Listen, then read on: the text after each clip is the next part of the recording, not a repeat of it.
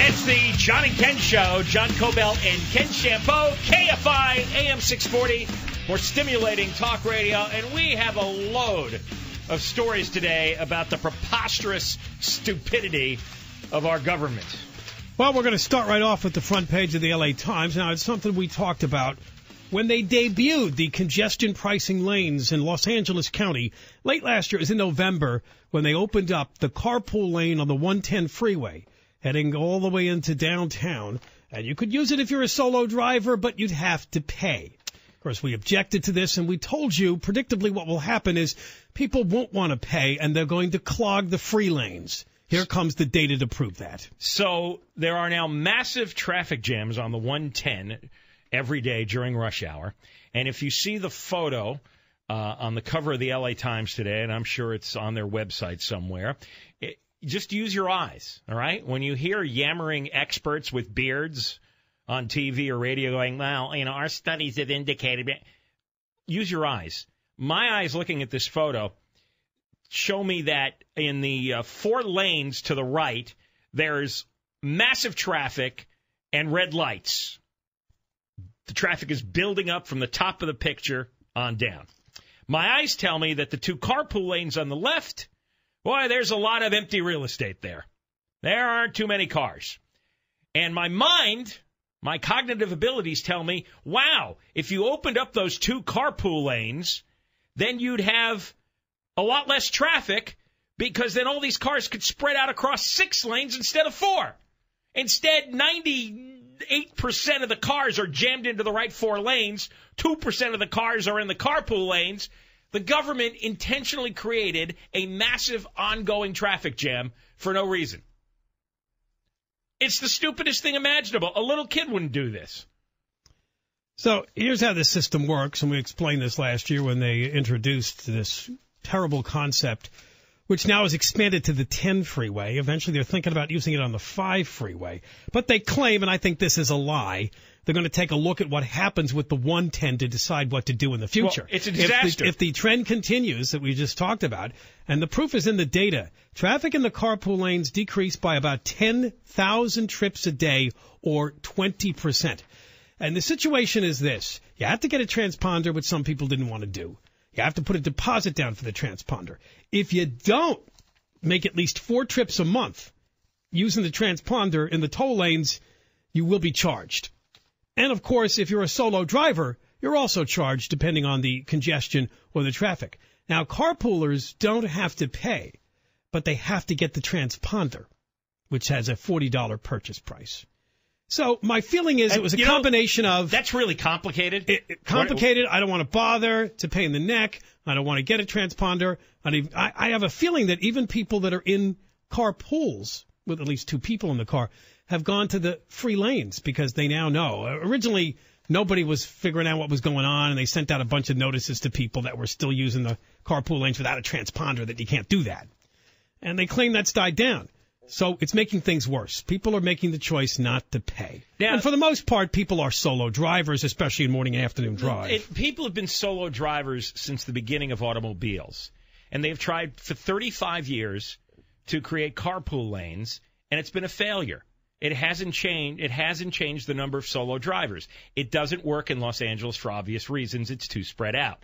But we have a succession, generation after generation, of busybody, obsessive-compulsive, intrusive government officials who keep trying to force us to carpool or force us not to drive. If they would just open up all the lanes to everybody, traffic would decrease. It has to. It's a math equation. If you spread 1,000 cars over 6 lanes, they'll move faster than 950 cars over 4 lanes. Well, I mean, and everybody knows this. They know this too, but they're trying to change your behavior. They can't change your behavior because most people don't want to drive in a carpool. And secondly, it is nearly 100% impractical to do so. to find people who live in your neighborhood and work in your neighborhood and then work at the same time of day as you do. So they're also claiming, and it was one unpredictable response I saw in this article and two that were predictable. The predictable response is one guy who's a government performance analyst at the Brookings Institute, a Clifford Winston, said, it's just growing pains. It's not surprising. Similar projects in Washington, D.C. and elsewhere saw that same pattern during the early months.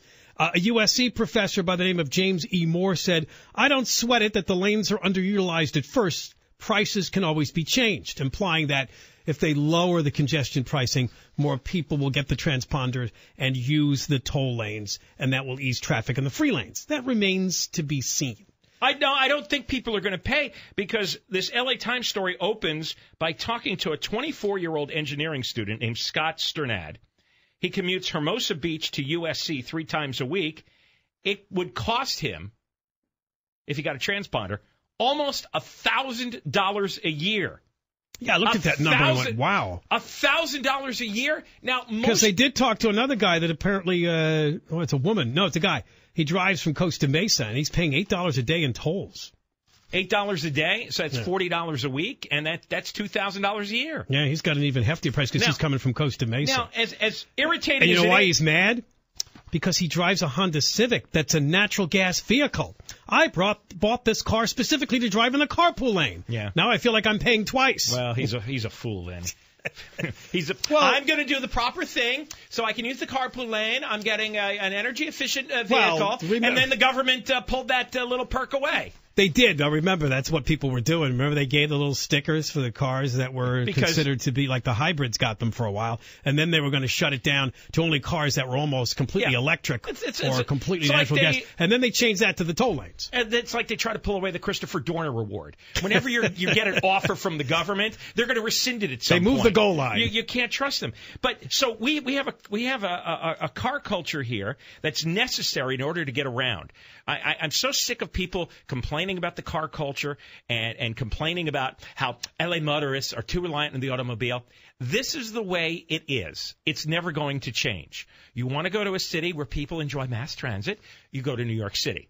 But in Los Angeles, it's always going to be the car. And I can't understand why people put up with these meddling, foolish government officials who intentionally create traffic and then say, well, if you want out of the traffic, how about giving me $1,000? How about $2,000? That's extortion. What do you create an impossible traffic situation, and then you demand people to pay $1,000 to $2,000 to get out of it? Or ride together. I mean, the average commute's like 50 minutes in this area. Could you think of somebody who you work with or anyone at all that you want to spend 2 hours a day in a car with? No. Every day, Monday to Friday? No. I had one carpool situation when I went to broadcasting school years ago, and I had to sit with 2 other dummies on the way. It was a 70-mile ride to and from every day, and one of the guys was just a nonstop jabbering idiot. It's horrible. Just a nonstop, you smell people's toothpaste and you smell their cologne. I hated it in school, odor. 10 years old riding with kids every day, carpool. It was the worst. Oh, yeah, it's terrible. I mean, my kids, the things they hated the most is when they had to take the bus. And you're on a bus with a bunch of other idiot kids people should have alone time. Then they could listen to the radio station they want, such as our program. They can enjoy whatever diversions, whatever entertainment they have, and they don't, because once you put another person or 3 people in a car, now you've got to all compromise. You got to all figure out, well, what do you like? I don't want to listen to that. Well, I want to listen to this. Just stop it. Everybody, you got to deal with all the idiots at work all day. You got to go home to your family at night. Sometimes driving is that only half hour to hour where you have peace and quiet, and you get to be yourself, and you get to enjoy the things that you enjoy inside the car. Why should the government force you to share a ride with some smelly fat guy just because he happens to live down the block and work in the same office as you? Well, that's so intrusive. You're touching on the same old topics, but I think we're also finding out that carpoolers will not get the transponder either, even though it's a free ride.